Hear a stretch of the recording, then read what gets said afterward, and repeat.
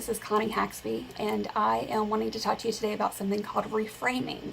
Reframing is where you take a thought about a situation and you turn it around so that it doesn't bother you nearly as much. You don't get as anxious about it, as upset about it, angry, or sad about the situation.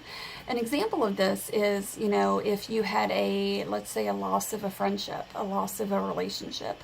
And one way to look at that is to tell yourself, I will never find someone else. I'll never have another friendship like this again.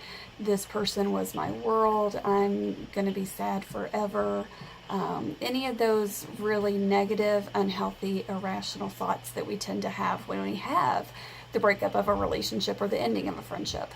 Now, when we have those types of thoughts, what happens is they evoke anger, sadness, depression, and that those roll over into also very negative, unhealthy behaviors, such as sleeping in all the time and not taking care of yourself, not taking care of your grooming, doing things that are just unhealthy for you, overeating, undereating, drinking too much, smoking weed, anything that you're doing to make yourself feel better, which some things can be considered positive coping skills, but typically the things that I just listed would be considered negative coping skills.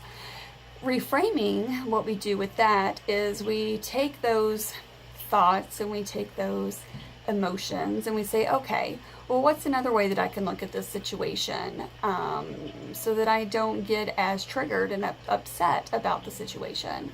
So you take those thoughts and you go, okay, well, maybe this wasn't the best relationship for me. Let me look at the ways in which maybe this was unhealthy. Let me look at this friendship and look at the ways that maybe we weren't compatible as friends. Maybe it was a one-sided friendship, or maybe there were things going on that you just didn't really click with this person, different set of values. Maybe it was an abusive or a manipulative kind of relationship. Even if it wasn't, though, it doesn't have to be the end of the world. It doesn't have to be the end-all, be-all, the ending of this relationship or friendship, or the ending of this whatever. But the goal is to look at the situation and say, you know what, it's not the end of the world. I'm going to be okay. I've been in situations like this before and I got over it. It may take longer for me to get over this, but I know that eventually I will, because I have in the past.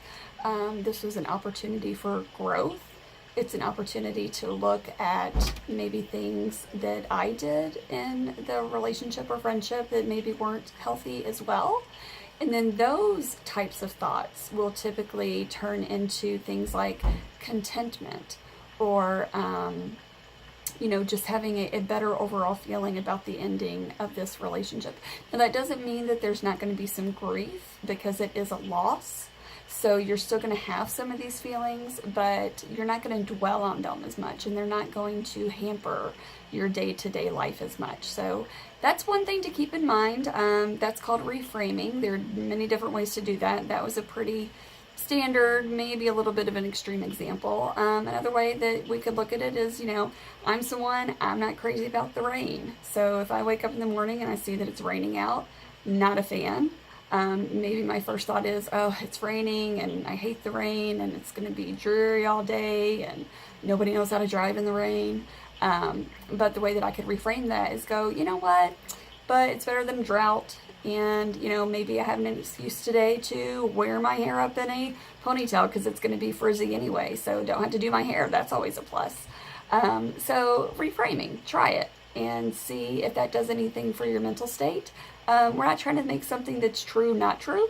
We're basically just looking at something differently and trying to see if that changes the emotion that we have about that thing. So that's it for this week. Tune in next week, and I'm going to have some additional information about treatment modalities and maybe some other things that you can do to help with mental health.